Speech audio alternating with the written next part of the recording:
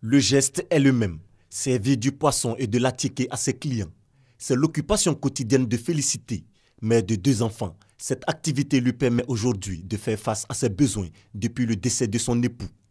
Ça a été dur. J'avais les enfants. Je ne savais pas comment faire pour nourrir les enfants. Et les enfants partaient à l'école en décembre. Les enfants venaient d'entrer là. Toute la charge s'est reposée sur ma tête. Tout s'est reposé sur ma tête. C'est ce commerce. C'est de ça que je vis depuis la mort de mon mari, depuis 29 décembre jusqu'à aujourd'hui, 23 2017. C'est ce commerce. C'est de ça que je vis avec mes enfants. Vivre dans la solitude, déséquilibre familial, déscolarisation des enfants. Les conditions de vie des femmes demeurent précaires après la mort de leur mari. J'ai perdu mon mari le 22 mai 2016, c'est-à-dire l'année passée.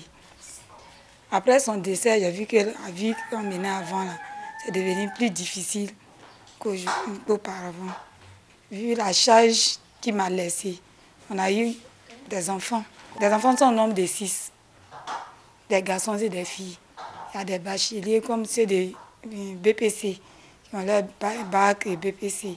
Mais aujourd'hui, vu la situation, beaucoup se retrouvent dans ma main. Je n'ai pas les moyens pour les scolariser. Les femmes veuves, quand leur mari meurt, on les maltraite, souvent même on les chasse. Souvent même les enfants sont abandonnés, ça pousse les enfants à rentrer dans la rue. On traite aussi les femmes veuves de sorcières. C'est elle qui a tué son mari, c'est elle qui a empoisonné son mari. Comme elle est sorcière, c'est pour cela que son mari est décédé. Vraiment que ça s'arrête. Quand un homme laisse une femme à elle des enfants, supposons que les enfants ont 1 an à 5 ans, d'autres ont 10 ans à 15 ans. Regardez comme cette femme-là doit lutter pour ses enfants. Parce que ce n'est pas tous les parents qui ont pitié, qui s'occupent de ces femmes, qui regardent ces femmes. Mais c'est la femme seule qui lutte. Quand tu luttes jusqu'à ça ne va pas, tu es obligé même de te donner à un homme que tu ne veux même pas. Perdre son conjoint, une étape difficile dans la vie d'une femme, mais loin d'être un frein à son épanouissement. Opinion défendue par l'ONG FemVise, femmes vivant seules avec enfants. Aujourd'hui, je dis comme ça que la situation des enfants de la rue, des microbes, provient surtout de ces familles monoparentales, mères et enfants.